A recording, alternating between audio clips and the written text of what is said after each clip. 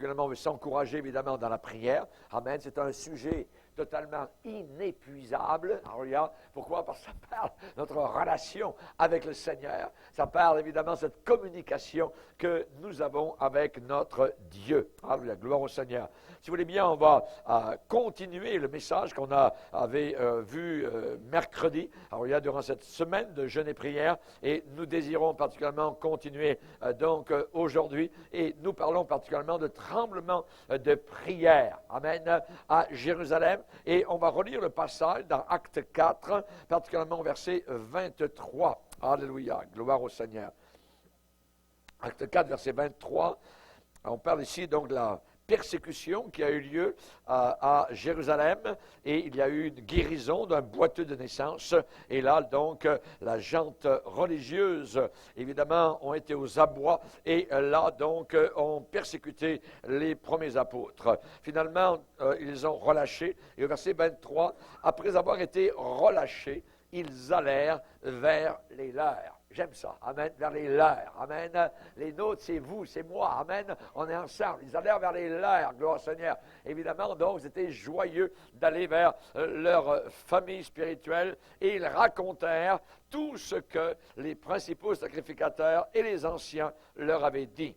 Lorsqu'ils l'eurent entendu, ils élevèrent à Dieu la voix, tous ensemble. Amen. Gloire à Dieu. Et dire, Seigneur, toi qui as fait le ciel, la terre, la mer et tout ce qui s'y trouve, c'est toi qui as dit par le Saint-Esprit, par la bouche de notre Père, ton serviteur David. Et si vous ne saviez pas qui avait écrit le psaume 2, eh bien c'est David, parce que dans le psaume 2, on ne sait pas qui l'a écrit. Mais ici, Acte des Apôtres nous dit qui l'a écrit. Amen. Gloire au Seigneur. Quand on peut interconnecter la parole de Dieu, on se rend compte, on apprend toutes sortes de belles choses. Amen. Gloire à Dieu. Donc, c'est toi qui as dit par le Saint-Esprit, par la bouche de notre serviteur, ton Père David, pourquoi ce tumulte parmi les nations et ces vaines pensées parmi les peuples? Les rois de la terre se sont soulevés, les princes se sont ligués contre le Seigneur et contre son oint. En effet, contre ton saint serviteur Jésus, que tu as oint, Hérode et Ponce Pilate se sont ligués dans cette ville avec les nations, c'est-à-dire avec les païens, et avec les peuples d'Israël, pour faire tout ce que ta main et ton conseil avaient arrêté d'avance. Et maintenant, Seigneur, vois leurs menaces et donne à tes serviteurs, accorde, vous voyez la demande de prière, donne à tes serviteurs d'annoncer, alléluia, de témoigner, de dire, déclarer, de claironner, d'annoncer, quoi? Ta parole, amen, ta parole, avec une pleine, totale assurance, en étendant ta main pour qu'il se fasse des guérisons, des miracles, des prodiges par le nom de ton serviteur Jésus. Quand ils eurent prié, le lieu où ils étaient assemblés trembla. Imaginez, voyez, tremblement de prière. Ils furent tous remplis du Saint-Esprit, et pourtant il l'avait déjà été dans Acte 2, mais là encore, donc un renouveau, je dirais un remplissage nouveau. Ils furent de nouveau tous remplis du Saint-Esprit, et ils annonçaient la parole de Dieu avec assurance. Amen. Gloire au Seigneur. On a besoin de ces renouvellements du Saint-Esprit. Et tout cela se passe évidemment après des périodes de prière. Quand ils eurent prié, après la prière, après la recherche, après l'effort, comme on dit, le réconfort. Amen. La consolation. Dieu veut qu'on prie, Dieu veut qu'on cherche. Parfois, dans le temps de prière particulier, il n'y a pas de feeling particulier, il n'y a pas de choses qui se passent, mais alléluia, après la prière, quand on a fini de prier, le Seigneur répond véritablement. Le lieu où ils étaient s'est mis à shaker, s'est mis à trembler. Alléluia, on a des tremblements de terre, mais nous voulons des tremblements de prière. Amen. Alléluia, gloire au Seigneur. Et là, il est dit qu'ils furent tous remplis du Saint-Esprit.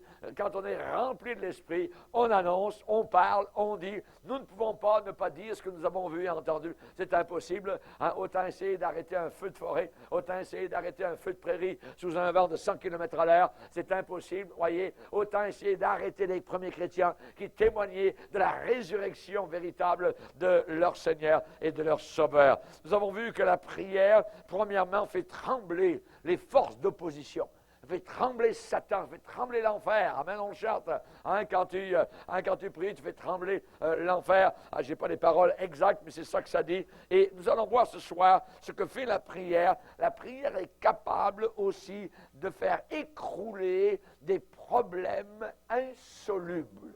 Insoluble, voyez. C'est-à-dire, il n'y a pas de réponse humainement parlant. Et quand notre frère, tout à l'heure, nous a fait chanter ce merveilleux petit cœur, quand tu pries au nom de Jésus, Dieu te voit, il t'entend, il exauce ta prière. Crois, il agira. Prie sur la terre, prie en tout temps. Quand ton cœur est dans la joie, ou qu'il n'y a plus d'espoir, prie, Jésus t'entend. Amen. Quand il n'y a plus d'espoir. Donc, la prière fait ébranler, secoue les problèmes insolubles. Quand les nœuds sont serrés, quand la situation est inextricable, voyez, le Seigneur, par la prière, est capable de dénouer la situation. Amen. Et vous faites face peut-être dans votre vie personnelle à des situations insolubles ou parfois impossibles, voyez. Et on sait que la vie est remplie de cul-de-sac, d'endroits où nous sommes et on arrive à ce qu'on appelle en bon français dead hand. Voyez, c'est-à-dire en français, cul-de-sac, ça veut dire c'est le fond, hein, ça passe pas. Voyez, il n'y a plus rien qui passe. Et parfois, on arrive dans nos vies personnelles, dans des situations semblables. Nous rencontrons des situations dont la solution est un véritable défi, un challenge. Hein, nous rencontrons des portes fermées et nous n'avons pas la clé. Nous n'avons pas la clé.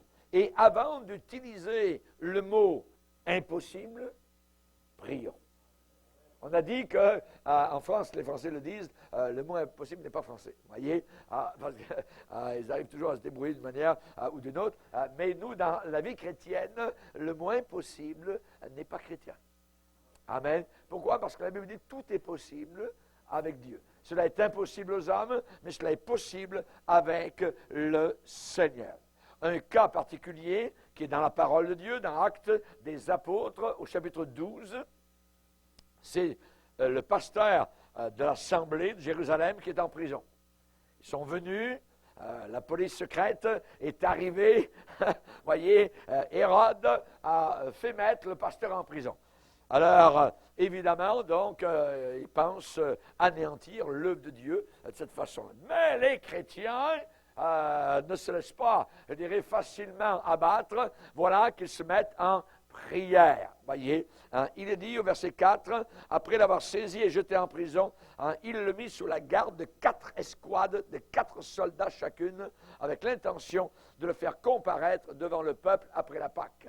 Et on sait que ce qui était arrivé à un autre apôtre, eh bien, devait normalement arriver à l'apôtre Pierre. Pourquoi? Regardez verset 1er. Vers le même temps, le roi Hérode se mit à maltraiter quelques membres de l'Église. Et il fit mourir par l'épée Jacques, frère de Jean. Donc on voit, donc là, et tous les Juifs sont très contents, bravo. Et là, donc, Hérode continue, donc, à la même ligne, et il fait arrêter Pierre, le faire comparaître, et ensuite, évidemment, c'est un procès bidon, et Pierre va être accusé, et lui aussi, il va mourir par l'épée, voyez. Mais les chrétiens se mettent à prier. Regardez, verset 5, Pierre, donc, était gardé dans la prison, et l'Église ne cessait d'adresser pour lui des prières à Dieu. Ils n'arrêtaient pas. C'était chaîne de prière, c'était jour et nuit. Hein, ils priaient pour leur pasteur, pour l'apôtre Pierre, qui maintenant risquait donc la mort. Et vous connaissez évidemment la suite de l'histoire, comment le Seigneur a répondu en pleine nuit. Pierre savait qu'il allait donc peut-être mourir le lendemain. C'est rapide, vous voyez, une petite comparaison, tout ça. Et ensuite, c'est l'épée, on envoie quelqu'un dans la prison et Pierre meurt, voyez. Et on pourrait dire, si vous deviez mourir, si vous étiez en prison ce soir, voyez que demain on vous passe par l'épée, qu'est-ce que vous feriez durant la nuit? Voyez. Eh bien, Pierre, il faisait comme d'habitude, en train de dormir. Peut-être en train de ronfler. Pourquoi? Parce que son cœur était en paix avec Dieu. Voyez, il est prêt à rencontrer le Seigneur. Il n'y a pas de problème. Et donc, l'ange arrive en pleine nuit, est obligé de secouer un peu, parce que, voyez, met tes vêtements, tout ça, parce qu'il s'était mis dans, je ne sais pas quelle sorte de lit ils avaient, ou quoi que ce soit, ou de paillasse, mais Pierre était dans un état de sommeil la nuit. Habille-toi, mets ta ceinture, ainsi de suite. Pierre se met à sortir, il passe toutes les portes, il pense que c'est un rêve, tout ça, et finalement il se retrouve dans la rue, et l'ange le quitte. Voyez, Dieu est capable d'une situation inextricable, serrée, nouée, ainsi de suite, donner une solution.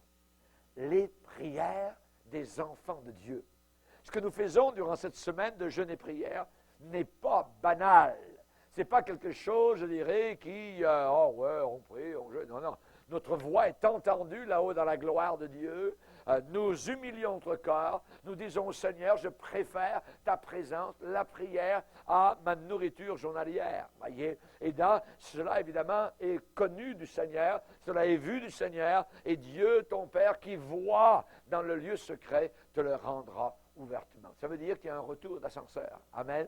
Nous avons envoyé notre prière et il y a un retour qui s'en vient. Attendez-vous quelque chose. Amen. Attendez-vous quelque chose. Gloire au Seigneur. Si vous n'attendez rien, vous n'aurez rien. Mais comme on a prié, on va avoir quelque chose. Et ces chrétiens qui priaient, Seigneur, s'il te plaît, fais quelque chose pour l'apôtre Pierre. Soudain, quelqu'un est en train de frapper au Judas de la porte. La petite servante, il y a peut-être, je ne sais pas moi, 50, 60 personnes qui sont là en train de prier. Donc, la petite femme ouvre, et au travers de Judas, c'est l'apôtre Pierre. Elle referme, elle ouvre même pas la porte, et elle va à l'intérieur de la maison dire, Pierre est ici. Ils n'en reviennent pas. Parce que leur prière a eu le temps de monter au ciel et de répondre. Et le Seigneur a eu le temps d'aller dans la prison, d'amener son ange. Et Pierre est déjà dans la rue, il est déjà à la porte, il est déjà sauvé. C'est merveilleux, c'est glorieux. Notre Dieu répond à des situations qui semblent impossibles, à des problèmes impossibles. Qu'est-ce qu'on a lu tout à l'heure au début de la réunion? Ésaïe 65, avant qu'ils m'invoquent, je répondrai. Avant qu'ils aient cessé de parler, avant qu'ils aient stoppé la prière, voyez, j'aurais répondu. Notre Dieu est un Dieu rapide. Il est plus rapide qu'Internet, il est plus rapide que le téléphone, ça peut se faire automatique. Voyez, Dieu voit, Dieu connaît, Dieu est puissant. Amen. On va voir un autre cas, un problème insoluble. Là, imaginez, Actes chapitre 9. Actes chapitre 9, verset 36. Il y avait à Joppé, parmi les disciples, une femme nommée Tabitha, ce qui signifie Dorcas. Elle faisait beaucoup de bonnes œuvres et d'aumônes. Elle tomba malade en ce temps-là, et sa maladie l'amena jusqu'à la mort. Elle mourut. Après l'avoir lavée, on la déposa dans une chambre haute, comme Lyde est proche de Joppé.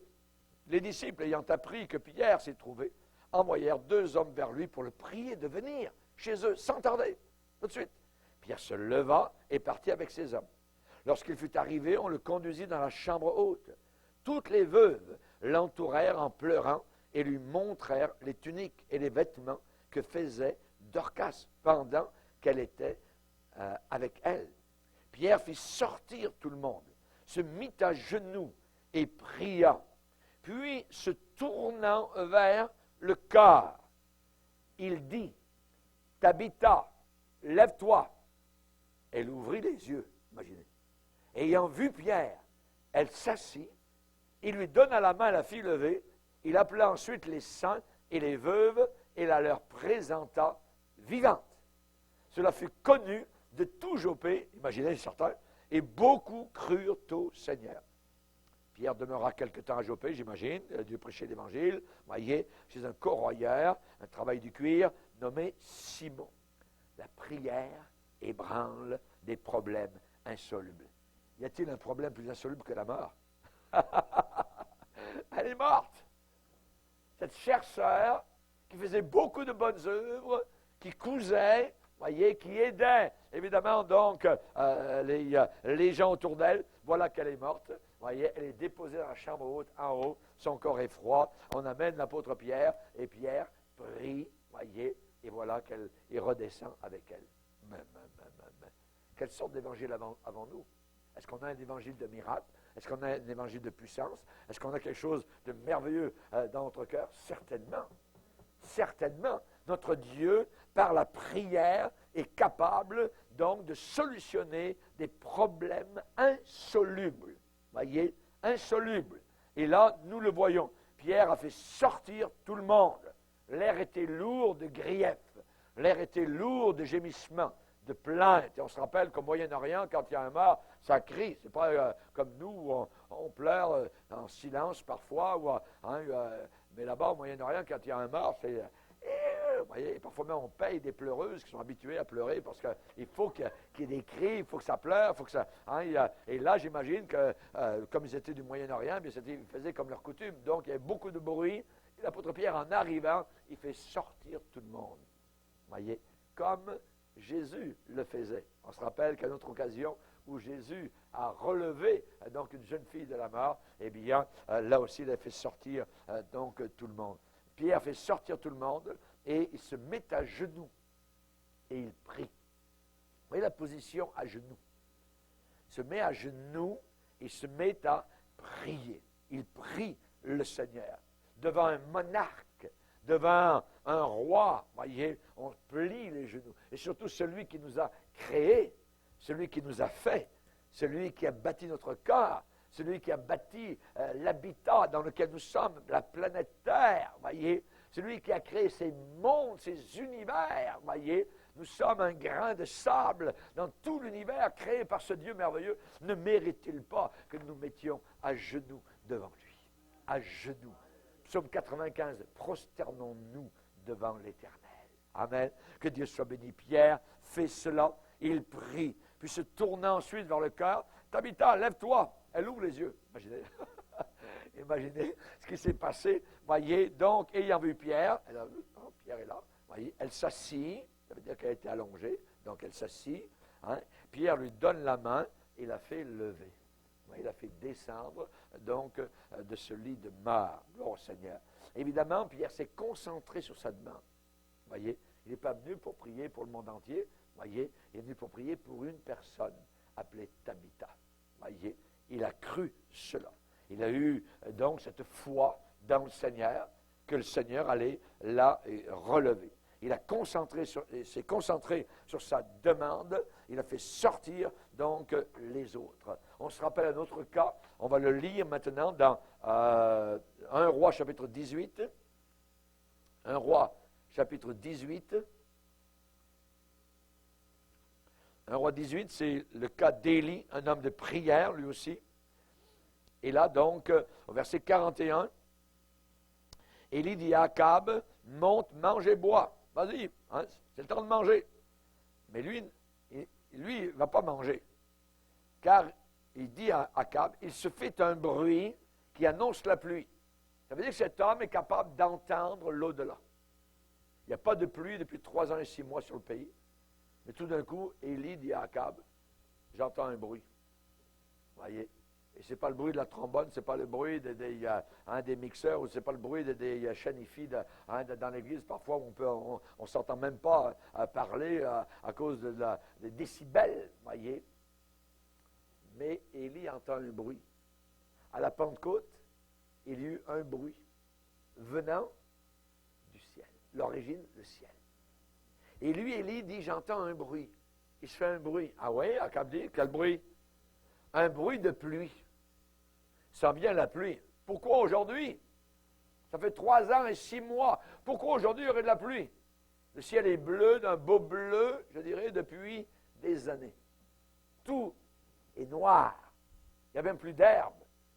Si vous avez été dans des pays où c'est la sécheresse totale, à un moment donné, l'herbe qui est verte, elle devient légèrement flétrie.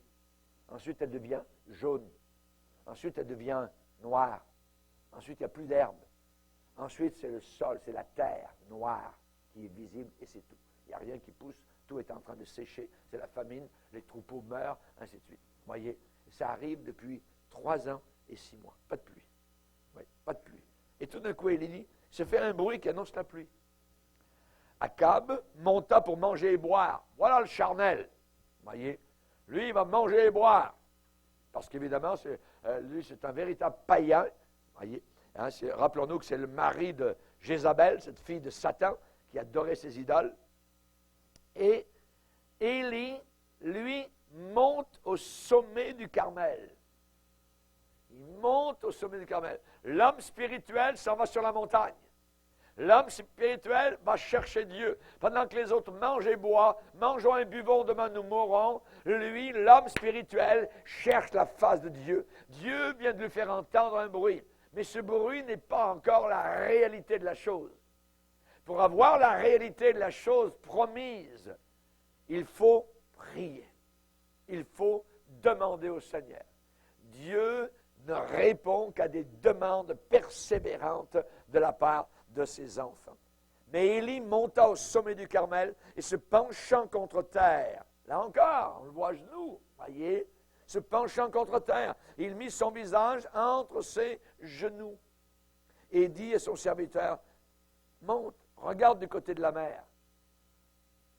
Le serviteur monta, regarda et dit, il n'y a rien.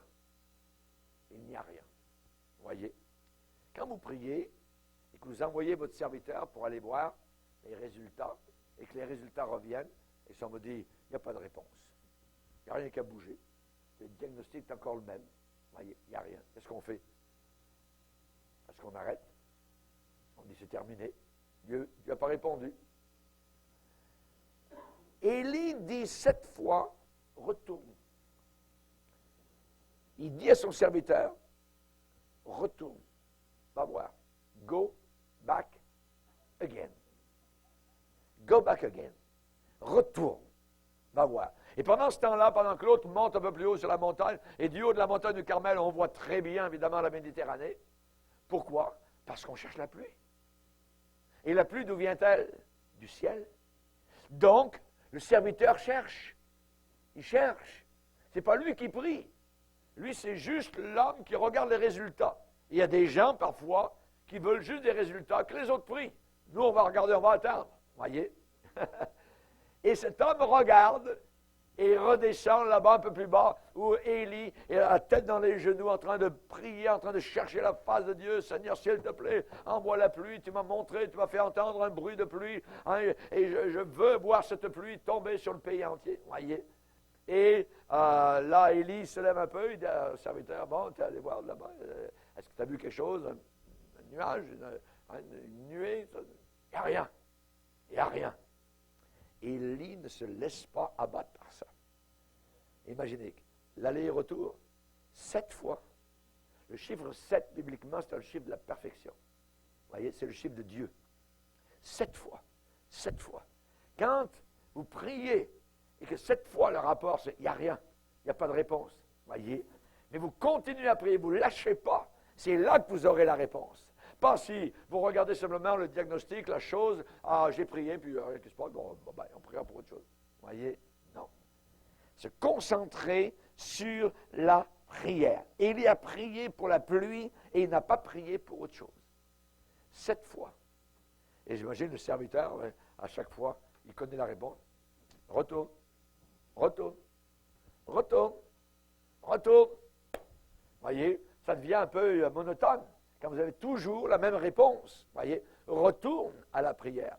Vous savez, les gens aujourd'hui dans l'Église, ils ne veulent pas ce genre de réponse. Ils veulent qu'on leur parle, qu'on les diagnostique, ton passé, ta situation, ceci, cela, voyez. Mais auparavant, les pasteurs, ça arrivait. Oui, on pouvait parler.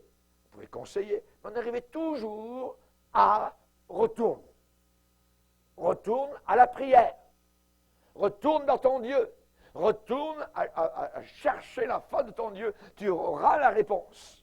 Vous voyez, aujourd'hui, les gens, ils veulent. C'est trop dur. C'est trop difficile. Vous voyez, on veut s'asseoir. On veut s'allonger sur le fameux divan du psychologue. Vous voyez, on veut tout nous dire. Ou alors on veut, monsieur le prophète, le loup directement qui vient. J'ai une parole. Voyez, j'ai une parole pour toi.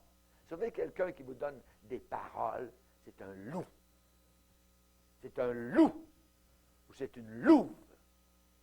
Parce que la parole, c'est Dieu qui nous la donne. Dieu n'a pas dit, tu vas dire à un tel de dire cela. Dieu sait parler directement à la personne. Amen. Les gens que j'ai des paroles. Parole, blablabla, blablabla. Voyez, ça c'est un loup ou une louve.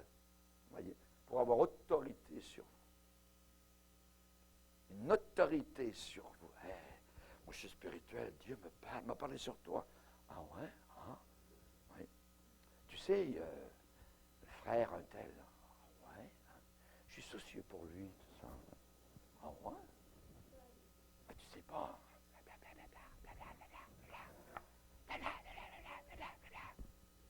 Le rapporteur divise les amis. Le rapporteur divise les brebis. Le loup travaille comme ça. Tout par en dessous. Des connexions. Des racines. Jésus a dit, c'est un ennemi qui a fait cela. Il a semé de l'ivraie parmi le bon grain. Et la pauvre petite brebis, qui n'est pas aguerrie, qui ne sait pas, va l'éloigner tranquillement du troupeau. Et ensuite, tchac, un croc. Bon, c'est ça les chrétiens, c'est des hypocrites, tout ça. Mais moi, c'est moi ton autorité spirituelle. Dieu m'a parlé, j'ai une parole pour toi. Cette personne, franchement, Dieu lui parle pour moi. Faites bien attention à ça. Dans cette église ici, ça n'existe pas. Et je ne veux pas que ça existe. Si vous avez quelqu'un qui agit comme cela, venez me voir. Venez voir le berger. Venez voir le berger. Il n'y a pas d'autre berger ici. Une parole. Blablabla, blablabla, blablabla. Blablabla. Petite brebis. Ils viennent à vous en vêtements de brebis. Mais, à l'intérieur, ce sont des loups ravisseurs pour vous ravir du troupeau. Ça, c'est dangereux. Et au travers du ministère, j'ai vu des personnes comme ça. Tout d'un coup, vous avez 20 personnes qui s'en vont. Quand j'étais jeune pasteur, ma première église, un loup est venu. Tout d'un coup, touc, vingtaine de personnes s'en vont. Suivent le loup. Pourquoi? Comment ça marche? Comment ça fonctionne? Blablabla. Blablabla. Ton pasteur, tu sais pas? As-tu été vérifié? As-tu été vers la personne? Veux-tu que je donne ton nom à la personne? Veux-tu qu'on se rencontre ensemble avec la personne? C'est autre chose. Blablabla. J'ai une parole pour toi. J'en ai entendu en Europe, en Afrique. C'est quoi ton ministère, pasteur? Tu viens du Canada, tout ça. J'ai une parole pour toi. Ah ouais?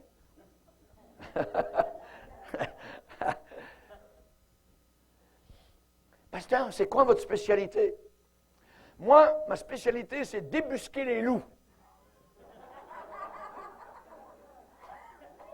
La personne, plus rien. Disparaît. Amen. La prière. Chercher la face de Dieu. Élie était entouré de loups. Tous des faux prophètes. Et il y a dit, le Dieu qui répondra par le feu, c'est le Dieu véritable, l'Éternel. Allez-y, invoquez votre Dieu. Et se moquer d'eux. Moi, j'aime me moquer des autres. Mais pasteur, vous n'avez pas d'amour. Vous sortez les gens de l'Église. C'est de l'amour de sortir les loups et les louves de l'Église. Ça, c'est de l'amour. Ça, c'est de la protection. Il faut que le chrétien se mette ça dans la caboche. La prière ébranle des problèmes insolubles. Insolubles. Retourne. retourne.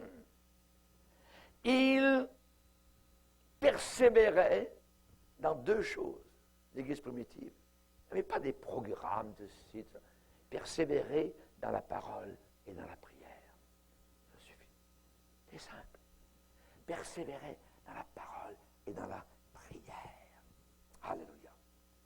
Et finalement, la 7e fois, le serviteur revient et il dit, j'ai vu un nuage, mais il est gros comme la paume de la main. Il dit, oh, ça suffit, descendons. Les bagages, on descend. La pluie s'en vient.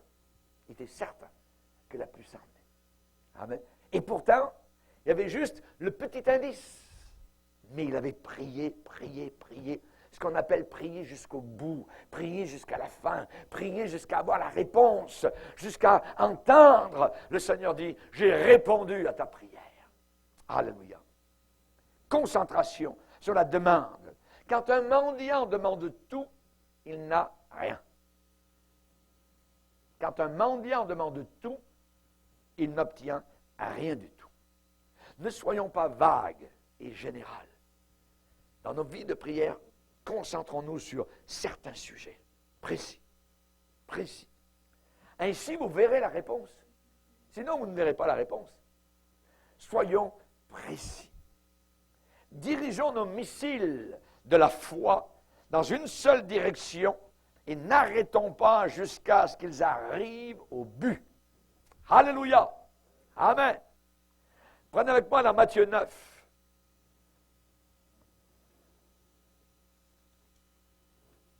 Matthieu 9, verset 27. Étant parti de là, Jésus fut suivi par deux aveugles qui criaient, donc ils priaient. Aie pitié de nous, fils de David. Lorsqu'il fut arrivé à la maison, les aveugles s'approchèrent de lui. Et Jésus leur dit, croyez-vous que je puisse faire cela? Oui, Seigneur, lui répondirent-ils.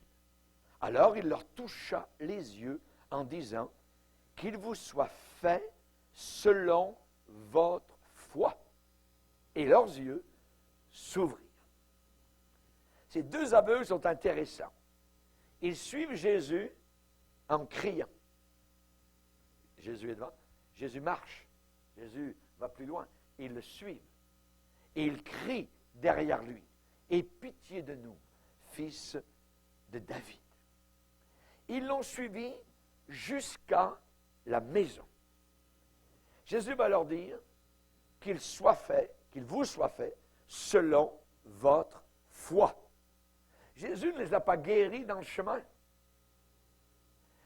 Dès que Jésus a entendu leur cri, non, ils ne sont pas guéris. Ils continuent à crier derrière Jésus. Il semble même que Jésus ne les entend pas. Pourquoi? Parce que Jésus rentre dans une maison. Et les aveugles, sont-ils restés là-bas à l'arrière? Non, ils ont suivi Jésus jusque dans la maison. Ils ont continué à le suivre. Quand Jésus est entré dans la maison, eux, à leur tour, sont entrés dans la maison. Ils voulaient absolument leur réponse. Jésus teste, éprouve notre désir. Il nous éprouve, savoir, est-ce que tu le veux vraiment? Oui. Ces deux hommes-là n'ont pas été répondus dans le chemin là-bas, au loin. Ils ont été répondus quand ils sont arrivés dans la maison, là où était Jésus. Ils ont suivi, ils ont voulu, ils sont allés plus loin avec le Seigneur. Alléluia. Chers amis, rappelez-vous la fille qui a été possédée d'un démon et la maman est venue vers Jésus. On se rappelle cette histoire. C'est vraiment une histoire fantastique. Luther, ce grand réformateur, a souvent prêché sur ce cas-là. Pourquoi? Parce que c'est un cas unique, un cas merveilleux d'une femme, d'une maman qui aime son enfant et qui veut voir, évidemment, le résultat, donc, de sa prière répondue. On va le lire, on va le relire dans Matthieu, chapitre 15. Matthieu, chapitre 15. Jésus étant parti de là, se retira dans le territoire de Tyr et Sidon, et voici une femme cananéenne. Donc, elle ne fait même pas partie du peuple juif. C'est une femme, donc, païenne. Une femme cananéenne, mais qui croyait à Jésus, son origine n'était pas juive, qui venait de ces contrées. Elle lui cria, « Aie pitié de moi, Seigneur, fils de David. Ma fille est cruellement tourmentée par le démon. » Il ne lui répondit pas un mot. Qu'est-ce qu'on fait quand on n'a pas de réponse? Voyez, un peu comme Élie, voyez. Il ne lui répondait pas un mot. Et ses disciples s'approchèrent et lui dirent, avec instance, « Renvoie-la, car elle crie derrière nous. » Eux, ils ont pris pour acquis que Jésus ne voulait pas répondre. Fait que Jésus, on voit que tu ne réponds pas, donc dis-lui d'aller crier ailleurs. Hein, casse les oreilles.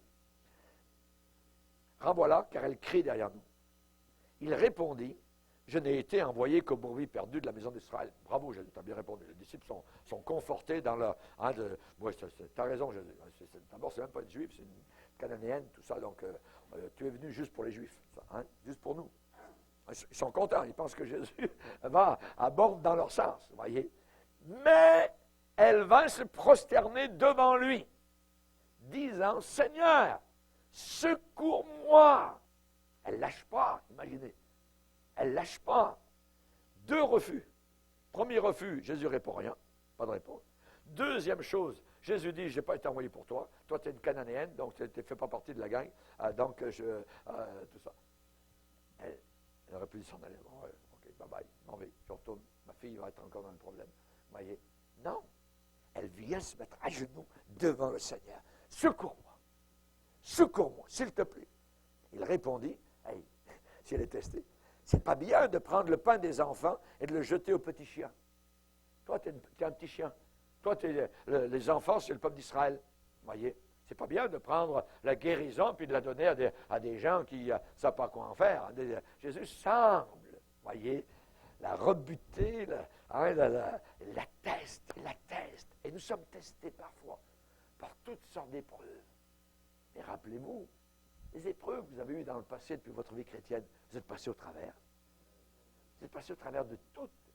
Et le Seigneur va dire, pardon, l'apôtre Paul va dire en parlant de la fin de sa vie, et le Seigneur m'a délivré de toutes mes épreuves. Voyez?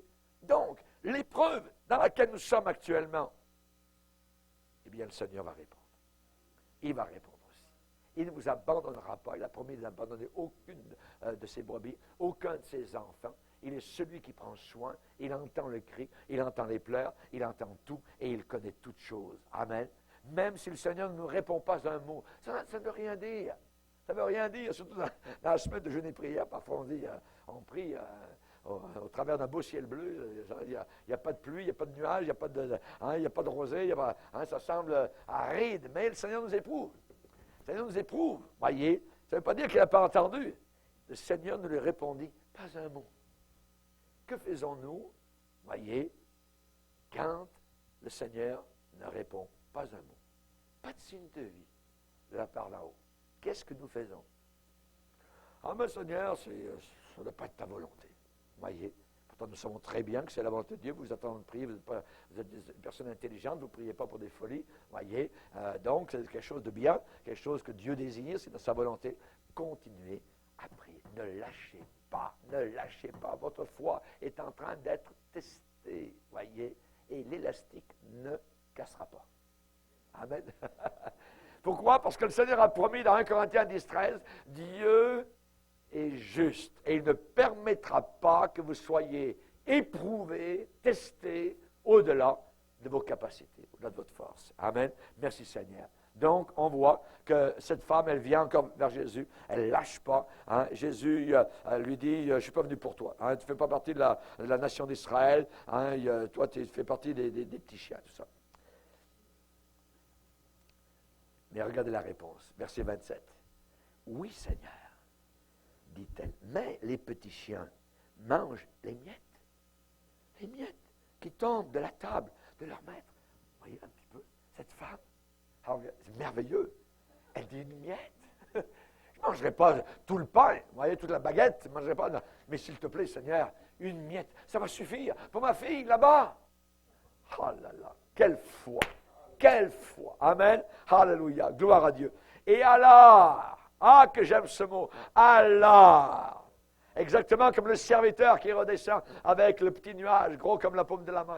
Allah, après l'épreuve, après la difficulté, après Jésus qui semble ne pas vouloir répondre, qui semble ne pas avoir été envoyé pour elle. Elle ne fait pas partie de toute la bénédiction. Allah, Jésus va lui dire, femme, ta foi est grande, qu'il te soit fait comme tu veux. Rendez-vous compte? Qu'il te soit fait comme tu veux, comme toi tu le veux. Chèque en blanc. Imaginez, c'est merveilleux. C'est merveilleux. Alléluia. Et à l'heure même, sa fille fut guérie. Alléluia. Gloire à Dieu. Quelque chose de fantastique, de merveilleux. Quand je vous dis que la prière ébranle les problèmes insolubles. Quand ton cœur est dans la joie, prie, Jésus t'entend. Ou quand il n'y a plus d'espoir, prie encore. Prie encore. Amen. Ta voix est entendue. Rappelons-nous la fille de Jairus. Jésus est entré, elle est morte, on l'a appelée. Jésus a été arrêté dans le chemin. Finalement, il y a une femme avec la perte de sang qui a été guérie. Finalement, ça a retardé toutes les choses. Et là, finalement, quand Jésus arrive, des serviteurs sortent de la maison et disent, c'est fini. Elle est morte. La jeune fille vient de mourir, juste à l'instant. Si Jésus était arrivé un peu avant, alors il aurait pu faire quelque chose. Mais maintenant, évidemment, Jésus rentre et dit, la jeune fille, elle dort. Il y a des moqueurs. Voyez, devant la foi, il y a toujours des moqueurs. Lorsqu'il y a un élément de foi, il y a toujours ceux qui se moquent, ceux qui ne croient pas. Les incrédules se moquent, voyez, se moquent de la création. Darwin est un grand moqueur, voyez. Les scientifiques sont des grands moqueurs aujourd'hui de Dieu, de la Bible, ainsi de suite. Et on sait évidemment donc que ceux qui se moquent ne croient pas. Ils ne croient pas. Voici les miracles qui accompagneront ceux qui auront cru. Amen. Et d'où vient la foi? La foi vient de ce qu'on entend. Ce qu'on entend vient de la parole de Dieu. Il n'y a pas d'autre endroit. Ça vient des Écritures. Ça vient de la prédication de la foi qui nous est accordée donc dans la parole de Dieu. Et là, Jésus, vous le savez, eh bien, va relever, va ressusciter cette jeune fille-là. Quand la foule eut été renvoyée, il entra, prit la main de la jeune fille, et la jeune fille, donc, s'est levée. Jésus a dit, donne-lui à manger. Ils ne croyaient pas, leurs yeux étaient ouverts. Je dirais, donne-lui à manger, c'est pas un zombie, c'est pas elle va manger, il n'en revenait pas, voyez, l'instant d'avant, elle est morte, elle est froide, c'est terminé, on prépare déjà les funérailles, et déjà maintenant, elle va aller à table. Notre Sauveur est capable de renverser toute situation. Amen. Toute situation. Il est un Dieu merveilleux. Gloire au Seigneur. Jésus n'a pas fait d'incantation très très longue, vous voyez, pas du tout. La Bible déclare à celui qui peut, par la puissance qui agit en nous, faire au-delà. Voyez, au-delà de tout ce que nous demandons ou croyons, à lui soit la gloire au siècle des siècles. Amen. Merci Seigneur. Gloire à Dieu. Celui qui peut agir comme cela peut régler nos problèmes sans issue. Il peut régler nos problèmes sans issue. Si nous avons déjà prié pour cela, prions encore. Prions encore. Amen. Il faut toujours prier et ne pas se relâcher, se relâcher. Amen. La prière fervente du juste, et vous avez été justifiés par le sang de Jésus, et vous êtes déclarés justes aux yeux de Dieu. La prière fervente du juste a une grande efficacité. Ce n'est pas qu'elle a de l'efficacité, une grande, une puissante efficacité, donc, devant le Seigneur. Et en terminant, je vous dirai simplement que la prière ébranle notre timidité et toutes nos craintes. Ce qui arrive dans le monde, tout ça, l'essence est en train de monter, tout ça, bientôt on va perdre nos maisons, ça peut se faire. So what? Right? So what? Right? Lisez avec moi dans Ésaïe chapitre 8. Ésaïe chapitre 8.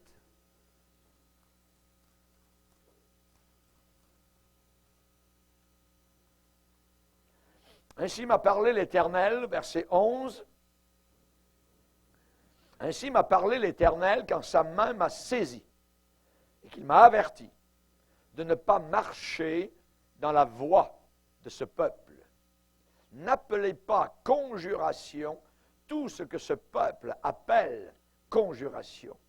Ne craignez pas ce qu'il craint. Ne soyez pas comme les païens. Ne soyez pas effrayés.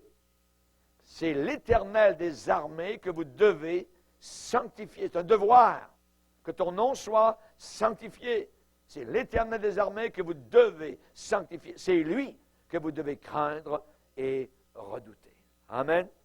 Les situations dans le monde vont continuer à se détériorer, puisque les hommes méchants et imposteurs avanceront toujours plus dans le mal, égarant les autres et égarés eux-mêmes. Et la prière va ébranler nos craintes, nos peurs, notre timidité. Voyez? La prière va faire cela. Quand on est connecté avec le ciel, voyez, on sait que les premiers chrétiens, il y a une grande persécution. Il est dit que vous avez accepté avec joie l'enlèvement de vos biens, sachant que vous avez des biens meilleurs et qui durent toujours. Et qui durent toujours, voyez. J'ai parlé l'autre jour à un monsieur, et il m'a dit, vous ne savez pas ce qui m'est arrivé au mois d'octobre? Il dit non. Il dit, j'ai perdu toute ma maison. Tout a brûlé. Je suis sorti dans la rue, on n'avait plus rien, avec mon épouse. Il dit, comment vous vous sentez quand c'est comme ça? Ben, on se sent drôle. Plus rien, tous les souvenirs, tout ça, tout ce qu'on avait accumulé toute notre vie. C'est un homme qui a à peu près 60 ans, vous voyez, plus rien. Je dis, ça doit ressembler à peu près comme à la mort. Ouais. Et c'est très bien qui je suis. Chers amis, lui, c'est un païen. Nous, je dirais que nous sommes nous-mêmes notre propre ennemi. Notre pire ennemi, ce n'est même pas le diable. Ouais, nous. Ouais, nous-mêmes. Ne craignez pas ce que le monde craint. Ouais. Ne soyez pas effrayés. Qu'est-ce qui va enlever cette frayeur? Oui, les prix vont monter. Oui, il va arriver ci. Oui, il va arriver cela. Et nos cœurs auraient tendance à trembler, tout ça. Ouais. Pourquoi? Parce que Dieu ne nous a pas donné un esprit de timidité, un esprit de crainte, un esprit de force, un esprit d'amour, un esprit de sagesse équilibrée. Amen. Ce n'est pas un esprit de timidité. Nous, je dirais qu'on crée parfois nos propres doutes et nos propres craintes. Et parfois même, on est un petit peu content. Voyez? Nous avons peut-être été longtemps dans cet état-là, mais on a besoin d'une prière puissante qui nous libère de tout cela, qui nous attache littéralement, qui nous rattache au Seigneur. La Bible dit qu'après la persécution qu'ils ont eue, ils ont prié avec force. Le lieu où ils étaient s'est mis à trembler, et il est dit que les apôtres rendaient avec beaucoup de force. Ils témoignaient de la résurrection du Seigneur Jésus, et une grande grâce reposait sur eux tous. Une grande grâce reposait sur eux tous. Une grande onction, une grande bénédiction reposait sur eux tous. Juste après cette grande réunion de prière dans Actes chapitre 4. Amen. Dieu a répondu avec une grande puissance et une grande grâce. Persévérer dans la prière. Les murs du doute vont tomber. Amen. Soufflons dans la trompette de la foi. Nous verrons Jéricho, imprenable, s'écrouler. Faisons le tour du Jéricho de la peur. Amen. Avec le pas de la prière puissante. Amen. Osons crier victoire avant même que les murailles ne soient tombées. Amen. Alléluia. Gloire au Seigneur. Chers amis, Jésus a dit, jusqu'à présent, vous n'avez rien demandé en mon nom, demandez et vous recevrez, afin que votre joie soit parfaite. La prière amène beaucoup de joie. Beaucoup, beaucoup de joie. Voyez, quand on voit des réponses à la prière. Il délivrera le pauvre qui crie et le malheureux qui n'a aucune aide. Psaume 72. Imaginez, même si on n'a pas d'aide de la terre, on a toujours l'aide du Seigneur. On a l'aide de Dieu. Amen. Que Dieu soit béni. On va aller dans un temps maintenant de prière. On va terminer en cherchant le Seigneur, en l'adorant, en le priant, en le bénissant. Nous voulons terminer cette belle semaine de jeûne et prière. Amen. En adorant notre Sauveur. Amen. Alléluia. Dieu bénisse.